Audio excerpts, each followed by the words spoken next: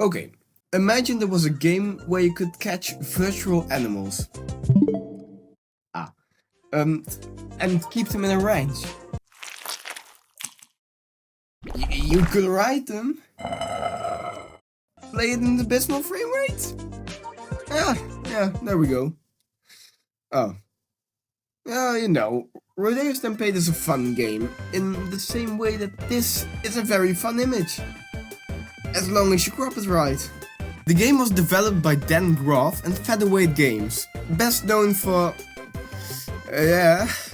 You're the owner of a sky zoo where families come to visit to see the most amazing animals, like the 𝗵𝗲𝗲𝗲, the electric zebra, the 𝗨orilla, or one of the other 820 very odd animals. Definitely one of the highlights of this game.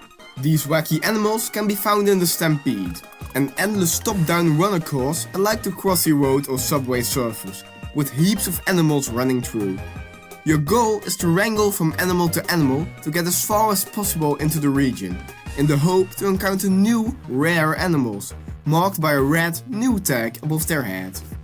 Each animal type also has a special trait in order to differentiate them and make sure you don't stay on one of them for too long. You basically have 4 different groups. The birds, like ostriches, toucans and emus, will increase their movement speed in order to force you to rely on your quick reflexes. Big animals like elephants and monkeys, like gorillas, will chuck you off. More general animals like buffaloes, zebras and sheep will start erratically jumping in order to increase your chances of crashing. And lastly, you have the worst animals like the lions and hippos that will insta-kill you if you stay on them for too long. By completing missions and opening the zoo each day, you'll gain coins.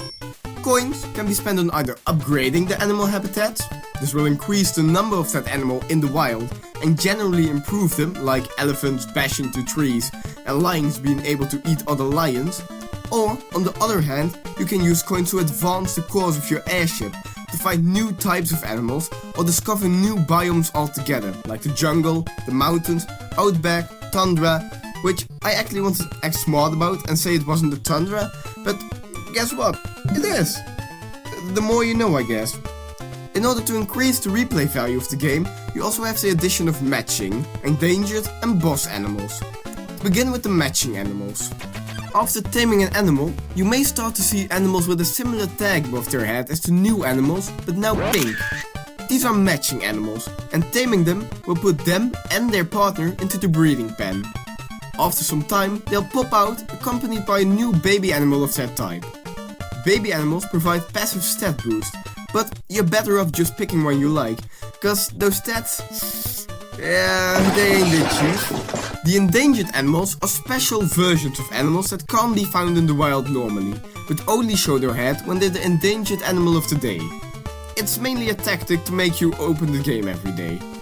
The animals not having a set pattern does often lead to duplicate animals being endangered multiple days in a row, but overall I think it's a fun concept. Lastly, they're the boss animals. Just like the endangered animals, they can't be encountered regularly, but are unlocked after a certain number of missions have been completed. They present themselves with a special challenge to test your skills with maneuvering with the animal's special ability. These can go from really easy to pretty challenging at times, and they're a welcome shake-up from the always repeating gameplay loop. And finally, for the main mechanics, last but debatably least, we've got the space zoo and the aquatic zoo. Both work just like the regular zoo, but have a limited amount of times you can visit them per day. While the fact that you can play with dinosaurs and minotaurs is pretty neat, I personally don't really feel they're up to speed with the main game, since rare animals are extremely rare. Obstacles like the meteors and lightning feel pretty unfair at times, and the progression system with completing missions in order to progress is kinda tedious.